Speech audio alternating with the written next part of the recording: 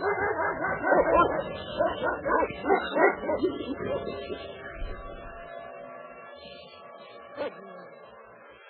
in the eyes of the great worldwide brotherhood now is the time, then this is the hour of the time. I'm William Cooper. And I'm Carolyn Nelson. Make sure you have pad and pencil by you, and don't you dare move. One of the first things that visitors to Las Vegas, Nevada see today is one of the strangest sights and one of the most unusual sights that you would ever expect to see in the United States of America.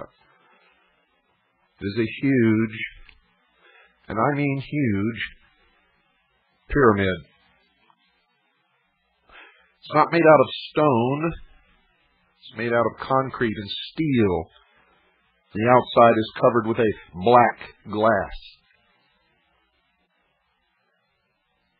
It looks very much like a huge, polished obsidian stone capped with a crystal capstone.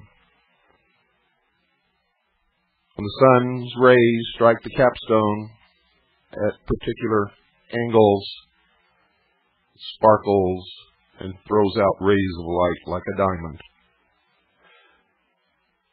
In front of this huge pyramid is an exact replica of the Sphinx. And in front of that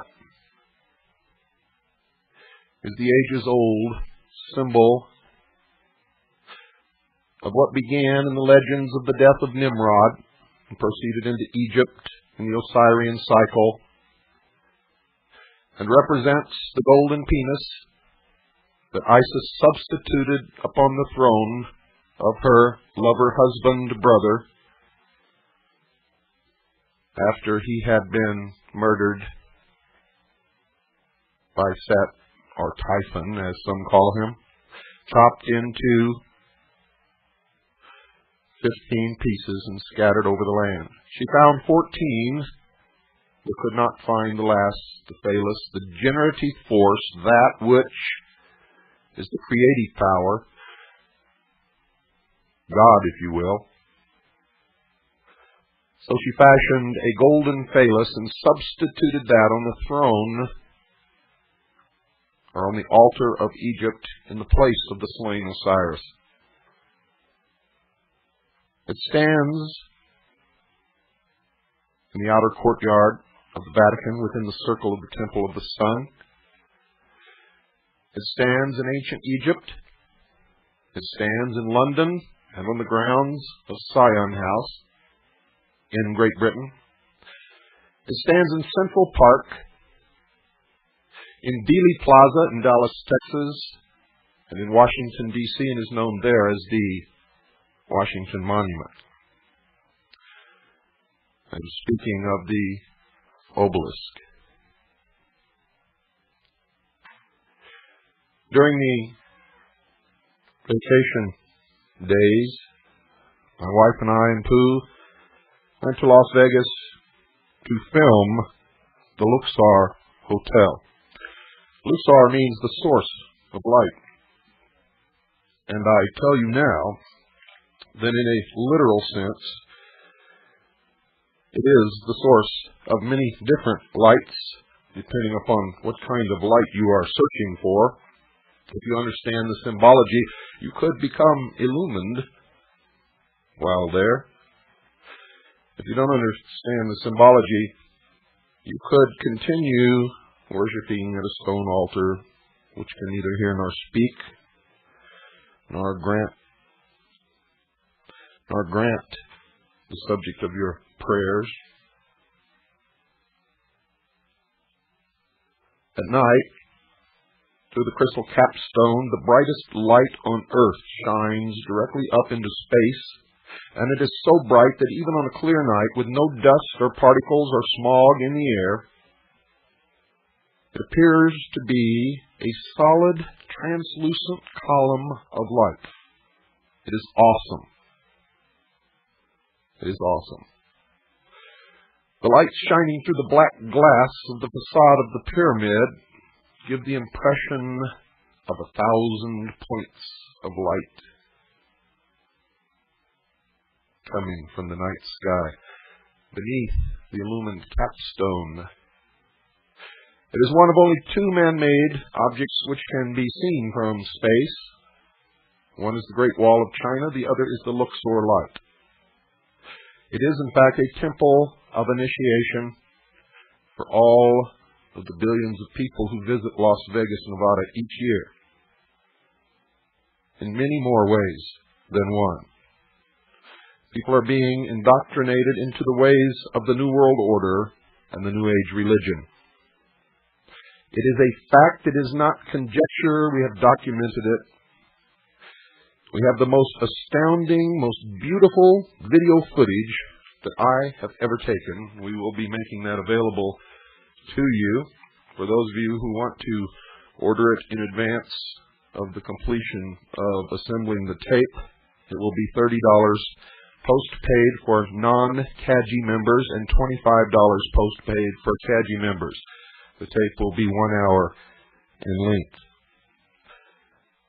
If you can, I encourage you to visit Las Vegas and visit the Luxor Hotel.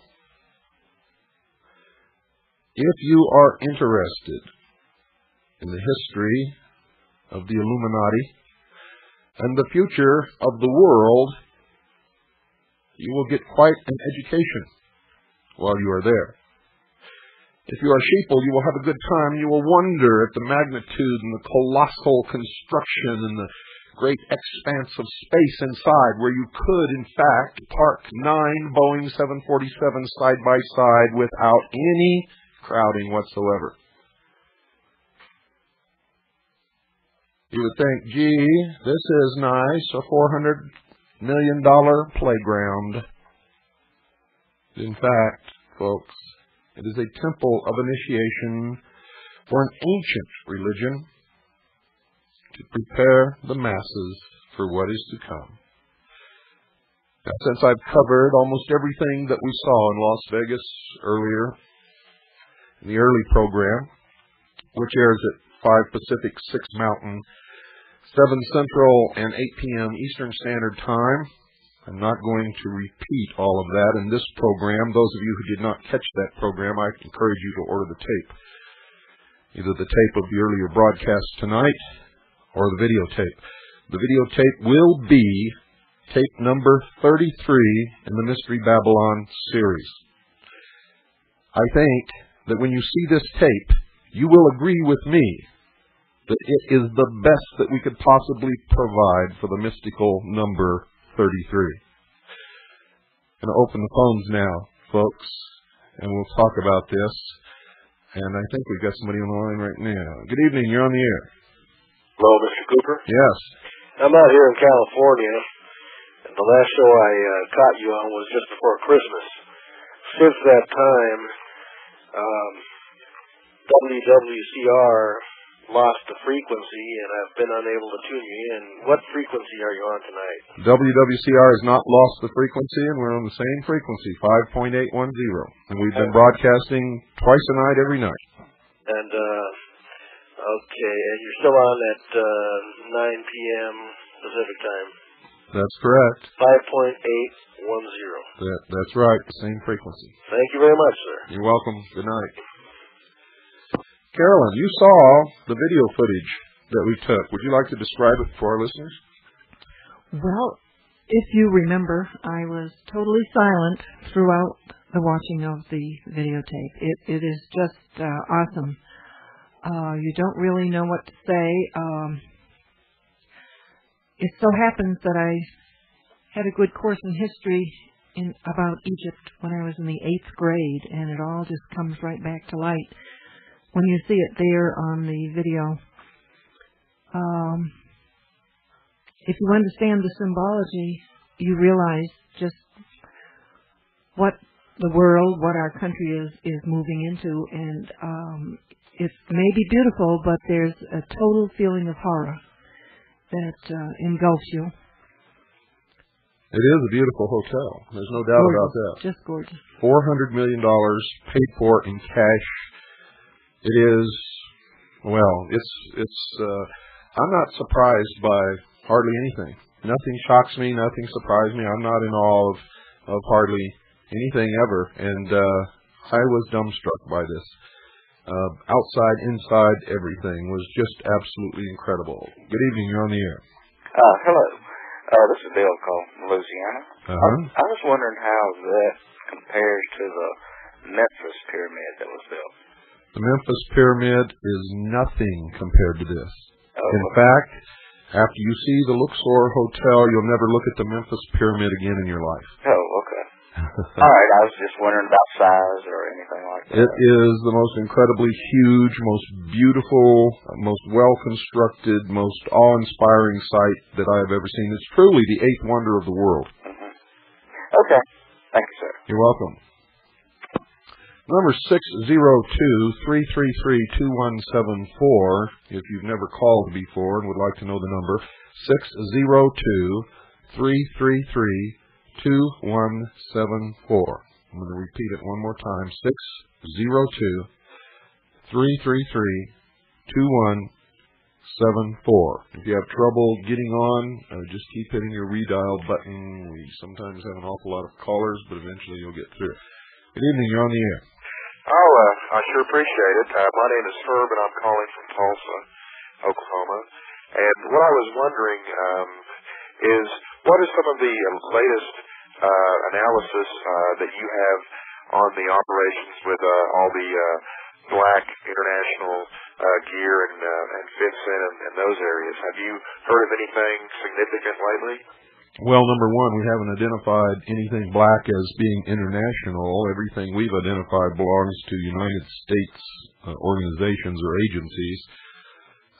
Some of the secret intelligence organizations or Department of Defense, some of not so secret origin, but all of the United States.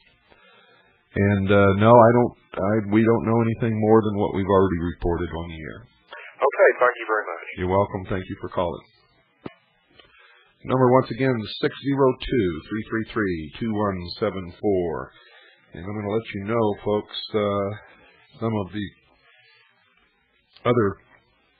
the conglomerate that built the Las Vegas Luxor Hotel, Luxor means the source of light, by the way, is the Circus organization.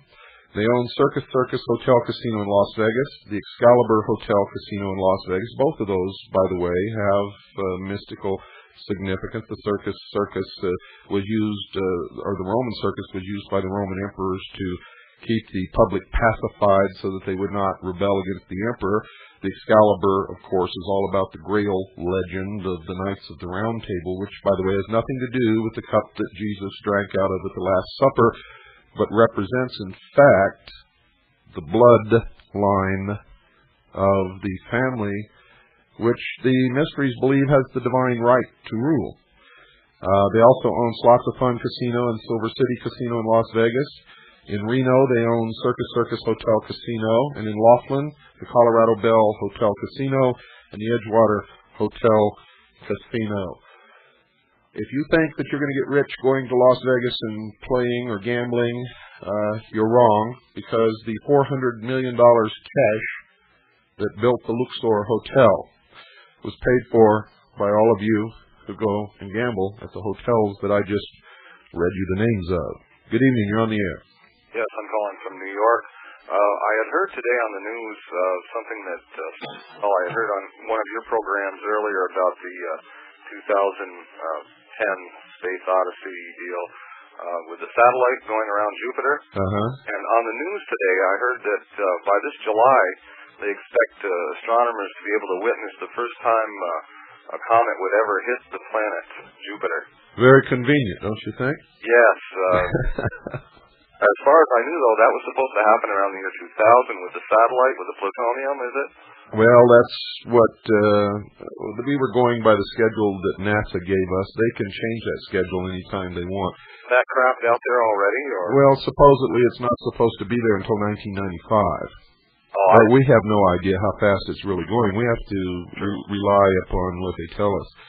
Not only that, but they could just be preparing the public for this, and maybe nothing is going to happen when this supposed comet hits Jupiter.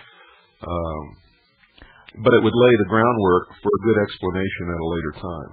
I could share with you, Bill, that when I was in Texas, there was an article in one of the local papers about this comet that was supposed to land near or on Jupiter Not land. next summer. No, not land. Collide. Collide, right? And the article itself said that it might not.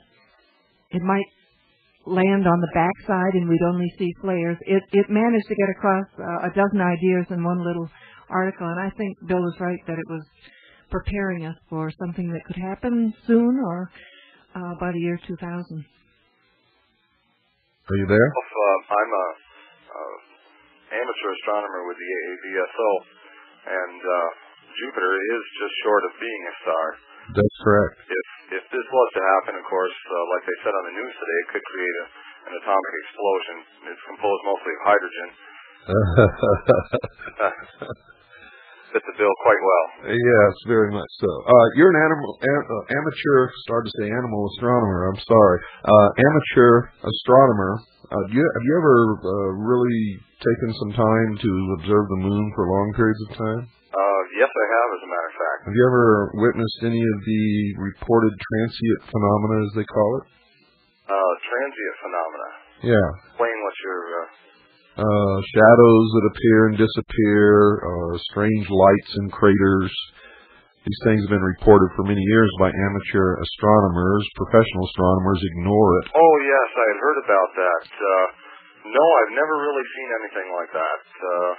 I have seen some strange phenomena, mainly looking towards the constellation Lyra, which would be in the summertime directly above your zenith. To me, I don't know, as far as looking at the moon, it looks pretty desolate, and I've never seen any sign of any lights. I've heard about that, though. Wait a minute. How can you say you've seen some strange transient phenomena looking toward the constellation, was it Libra, you said? No, Lyra. Lyra, and not tell us what it was? I mean, you just left me hanging there like I got my fingernails dug in on the edge of a cliff. Well, I don't want to foster any belief in UFO, but to me... well, just because you saw something doesn't automatically mean it's UFO. No, but it was unidentified as far as I was concerned. Whatever it was, it looked mostly like it was composed of light. Perhaps, I don't want to say disc-shaped, but it was oval. And at times it would stop and appear to be a star and then whisk away at 90-degree angles. And to me, I just attributed that to whatever aurora phenomena they're trying to pull off or whatever. Well, it could be. It could be some high atmospheric phenomena. Who knows? Nobody really knows. But it's interesting. It intrigues me to no end. Thank you for calling. Very good. 602-333-2174. Folks, by the way, make sure you get the January 10th, 1994 issue of Time magazine, and you will begin to get a hint of what I'm talking about, the Luxor. By the way, what seems to be a reflection on the left side of the cover of the Sphinx is not. In fact, it is the head of a cobra in human form, and you can tell that by just looking down beneath the chin. And what appears to be the beard of an Egyptian is really, as you will see if you go through the tour of the hotel, continues on down and becomes the body of a snake, which is the symbol of these people and is the ancient symbol of wisdom and Lucifer and all of these different strange cultic things that we've been studying for many, many years and 32 hours on the hour of the time. Good evening, you're on the air. Yes, made it through. I heard you talking about the Luxor. That is a nice hotel. Have you been there? I worked on it. Oh, you worked on it? I was one of the ones who was working on the construction of it. Oh, fantastic. Oh, yeah. Why don't you tell us a little bit about it? It is beautiful. I mean, it's just beyond description. I don't know the words in order to put it to it. Do you remember the size of the base of the pyramid? It's larger than the pyramid in Egypt. the large one there. Yeah, well, I was aware of that. You could just look at it and tell that. It covers so many acres that the size of this thing is absolutely incredible. Yeah. And on the outside, until you get up close to it, it kind of fools you. And then you get up close to it and you begin to realize how big it really is. And then you walk inside. Were you able to see it when the sun was shining on it? Yes. Oh, man. If you're up on the expressway, you're passing by, you have to put your hand up because it's so bright with the sun shining off it. Yeah, it is truly, in a literal sense, the source of light. Yeah.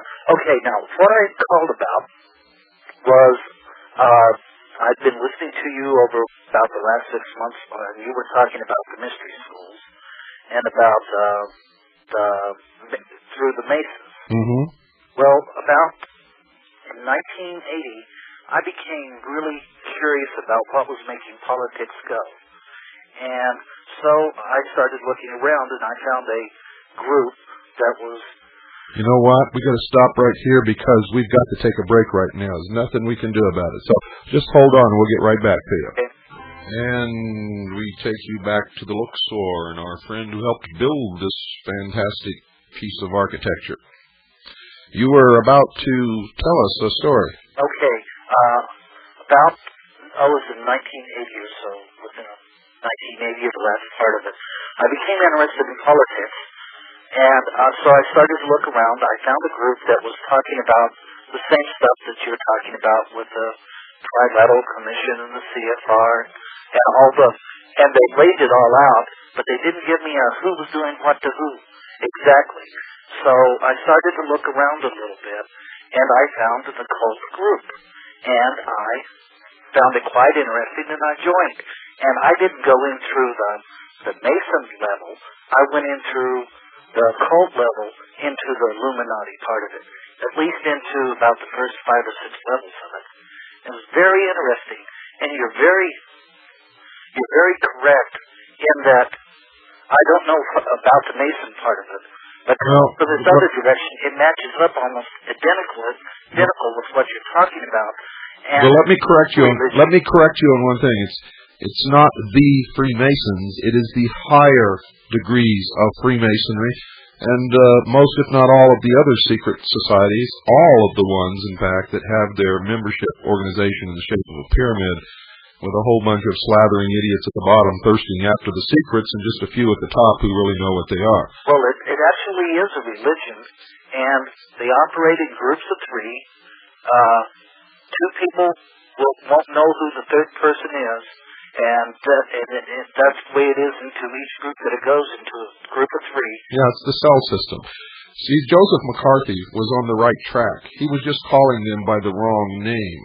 He called them communists, and the communists worked in the same cell system, but the communists are just another outpouring of this same mystery religion that's had the world in turmoil for thousands of years. Well, the outcome, I know how to basically avoid them and what's coming, I hope. Well, you were a fellow traveler. Well, I stepped into the middle. There's 2 sides to the table of when the line starts, and I wanted to make sure I wasn't going to end up in one of the lines that goes into the chambers, because they got bad things planned for us out here, as you were calling us the eaters. They got bad plans for us. It's not the... They call us the useless eaters. Yeah, but their idea of what is actually going to come down is about maybe 5 or 10% of the world will actually control it that much. Yes. Will actually have the controls.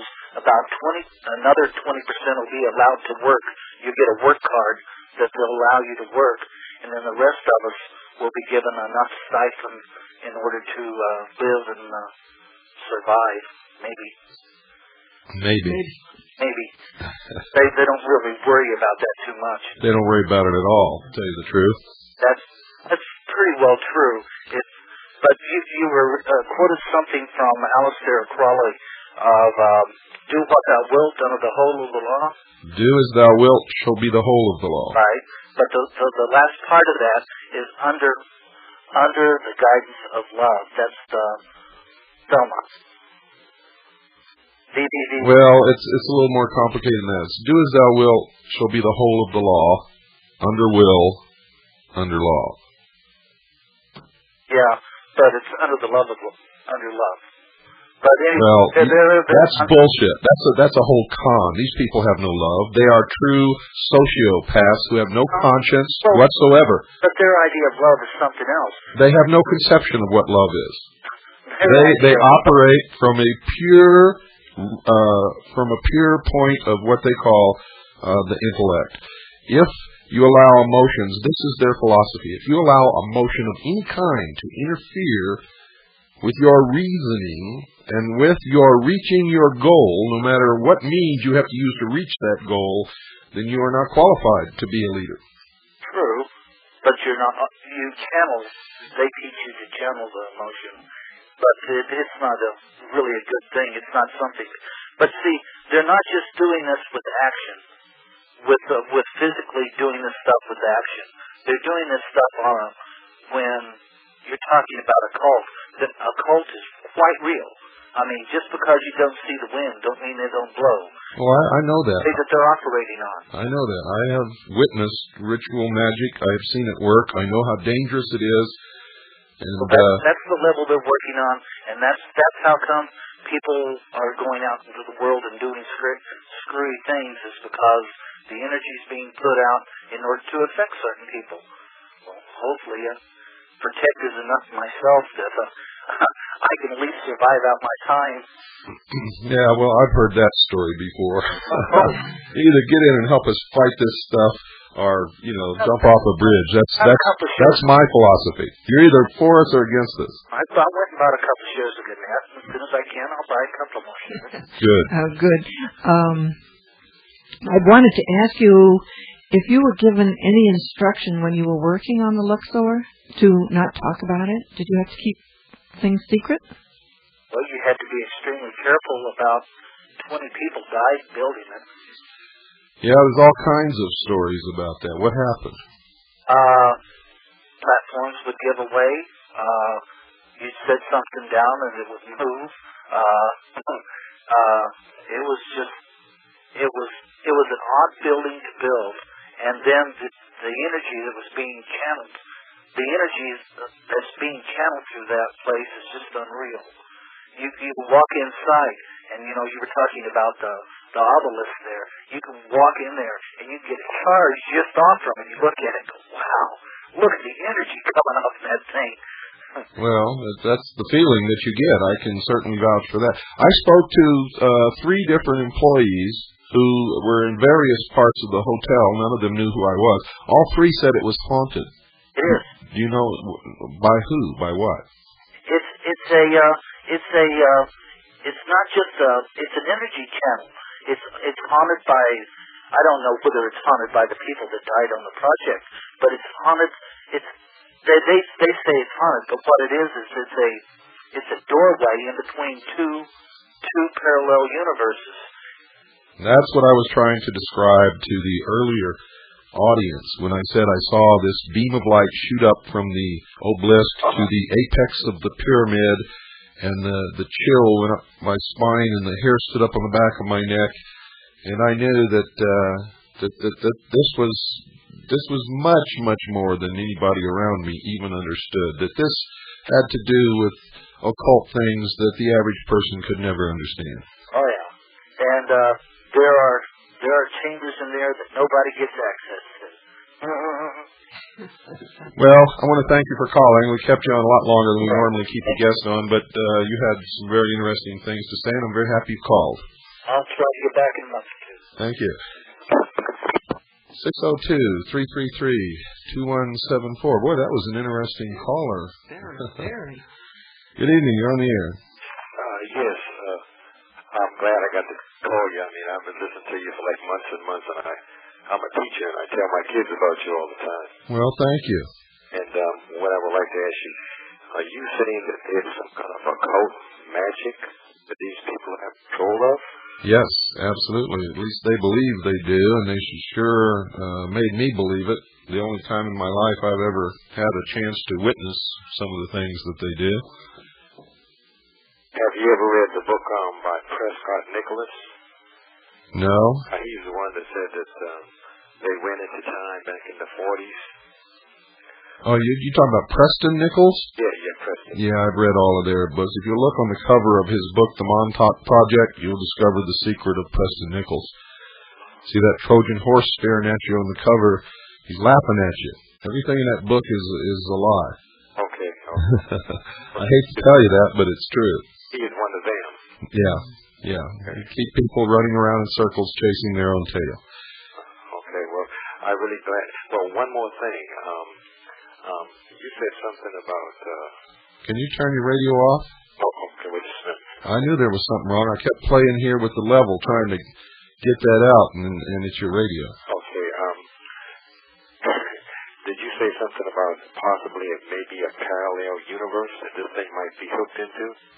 Its placement? I don't know, but scientists, even Stephen Hawking has theorized that there could be a parallel universe that somehow can sometimes interfere with this one or be hooked to this one. I don't really understand it, but some of the best minds have propounded that theory. You know, it's really interesting how I tuned in and I caught you one night when you were talking about Atlantis, the lost continent. I've always been fascinated with the occult since I'm 43 now, since I was like 17, 18 years old. And I've read all these books, and something led me into hearing you, and now that I feel like I'm on to the real thing, it's really astounding, you know what I mean, from my childhood up until now, reading these books, Jean Montgomery, with that lady in Washington, D.C., Jean Dixon. I read all those books, you know. If you want to read two of the best books on Atlantis, take all the rest of the ones you have and get rid of them. And go read Plato, and then read Atlantis by Francis Bacon. By Francis Bacon? Yeah. Okay, I appreciate that. Then you'll be on the right track. Okay. Have a good night then. You too. Thank you for calling. Thank you. Bye-bye. The number is 602-333-2174. This has been a very interesting evening with some very good calls and some good conversation here. Good evening. You're on the air. Yes. I just wanted to talk about the Luxor. I stayed there in October. And wanted to know if you had a chance to see the movie, the Osiris movie, about the obelisk. In Search of the Obelisk, yes. I saw the whole thing. And what's your opinion of that? I mean, the symbology that you saw in it. It's an indoctrination, number one, into the mysteries through an exoteric play acting. The obelisk really represents God, and what you find out at the end of the movie is that man is God. Right. Man will determine his future, not God.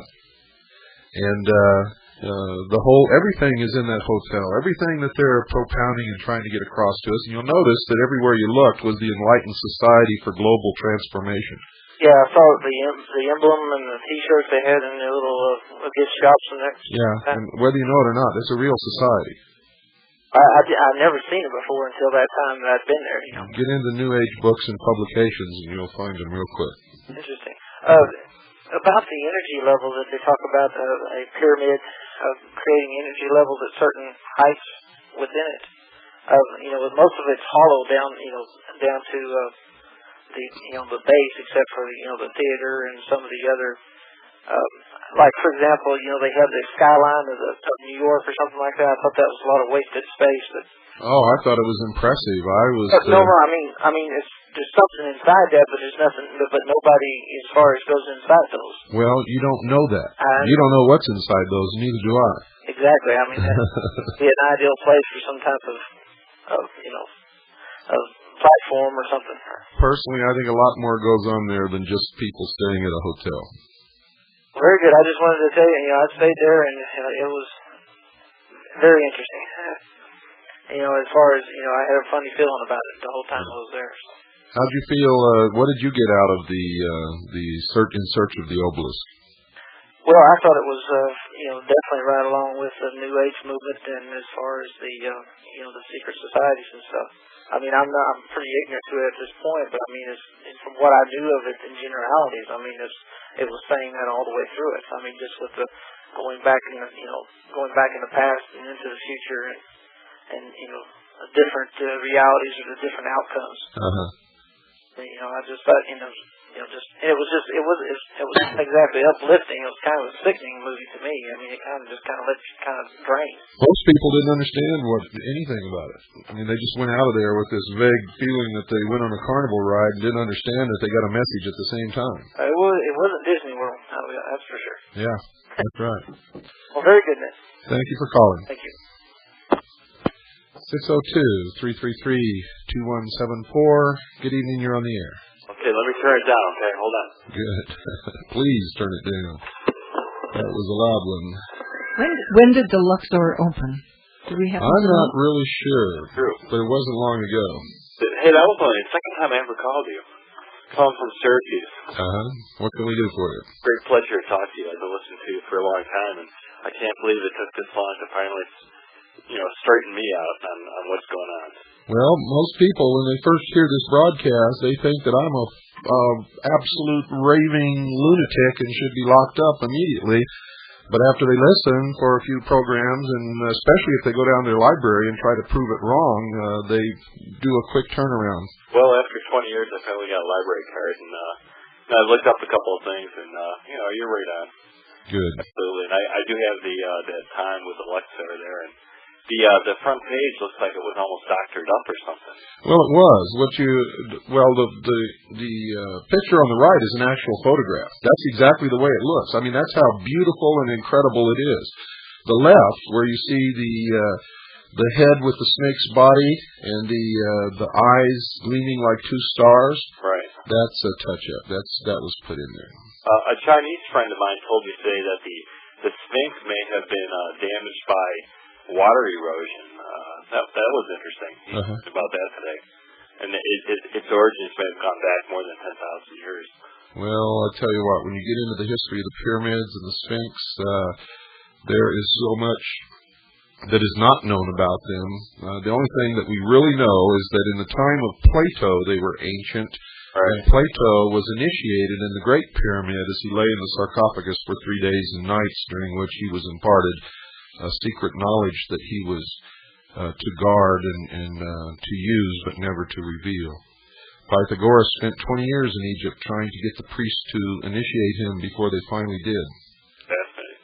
Did you figure out where your power outage was there this evening? Or? No, we got strange stuff around here. We got GTE, and we got an old house, and you thought you need diesel fuel. When it rains, strange things happen, and with no reason at all. Sometimes power will just go off. And sometimes the fax starts talking to you. I hear you. Well, hey, it's not haunted. It's just the strange electronics around here. It's old. You guys bomb out on 5810, and I hope that WWCR does not move you. I heard they want to move their channel, but you're in a great spot right now. Well, they just want to move us up to 5890. I'll tell you what, that'll put you into the middle of that whole mess up there in 49 meters, but actually down here, you're in the clear, Well, the problem is the Illuminati are very smart, you see, and they run most of the companies, and they make these radios that will not pick up these bands. They won't pick up the 41-meter band. They won't pick up this frequency down here, and any place where Christian broadcasts are being aired, or where people are airing over there, or where people are airing the truth. They won't put those bands on their radios. Notice that, and by looking at radios that are around, I tell people if you really want to hear this stuff, get yourself an older radio, general coverage radio. Then you'll pull it all in. Yeah. Well, nowadays there's so many people broadcasting that you really have to have a digital synthesized tuning radio, or else you'll be just black. The other stations run right over you. Okay. One quick question, and I'll hang any update on what's going on in Waco. I'll let you go. Yeah, the only update that's going on in Waco is just exactly what I predicted. Nobody showed up down there except about maybe 24 people from the Fully Informed Jury Association, and totally news blank. And there's a news blank. Well, here's how the sheeple are. You got 100 reporters at the penis trial. And you got maybe 3 down in Waco. I'm down in San Antonio. They have a trial. Well, I don't think that this woman had anything to do with the Illuminati. I mean, people can only focus on one trial at a time, so they might as well put this one in the focus. No, it's the sheeple factor, my friend. People have penises running around in their heads, and they don't give a damn about the rights of that church in Waco, Texas. Yeah. Well, listen, have a good evening. You too. Thank you for calling. And for those of you out there who swear that your ears are virgin, I did not mean to insult you with that language, but on this program we tell only the truth. Good evening, you're on the air. Hi, Bill. I wonder if you saw an article that was in today's paper picked up by the Cox News Service about Waco? No, I don't believe I did. Can I read 3 sentences to you? Sure. Okay, it says, calling for the appointment of a commission to review the policies and practices of all federal agencies, including law enforcement. A diverse group of political organizations from the ACLU to the NRA charged yesterday that the rapid growth of federal law enforcement agencies in the past 2 decades has produced widespread abuses of civil liberties and human rights. The request made in a letter to President Clinton was prompted in part by the tragedy that occurred last year when agents of the Federal Bureau of Alcohol, Tobacco, and Firearms raided the Branch Davidian cult's armed compound near Waco. The groups alleged that the events in Waco are part of a pattern of abuses of authority by federal agents, including the improper use of force and the frequent use of unreliable informants. Well, that's a surprise coming from the ACLU, who have been a pain in the ass, to tell you the truth. But that's good. It's interesting to see something in this kind of a venue that I've never seen before. I'm 46 years old. I've been following this stuff, including your research, for a number of years.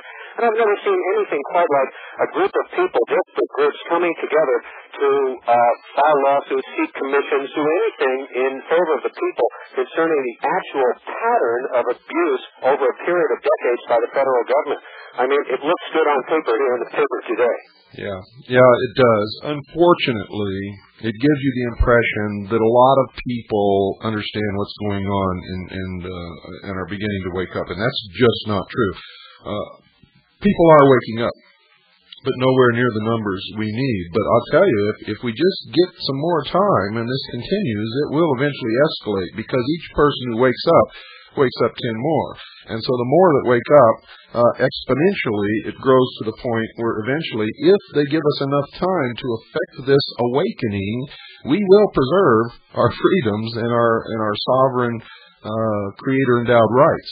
If not, there's going to be a hell of a civil war in the United States of America. I can guarantee you that, and not because I say so or because I want it, because I don't. The purpose of my doing this broadcast to wake people up is to prevent bloodshed. But I speak to patriots all the time. People take me into their confidence. I've been taken to sites and shown things that tell me that there's going to be blood hip deep in the streets of America if we don't effect this awakening. Well, I've heard on another one of the programs on shortwave concerning the gathering of the guns, putting it together with the book out and many other people's belief concerning the bankruptcy of America in 1995 by virtue of the fact that we will not be able to pay the interest on the national debt by that time.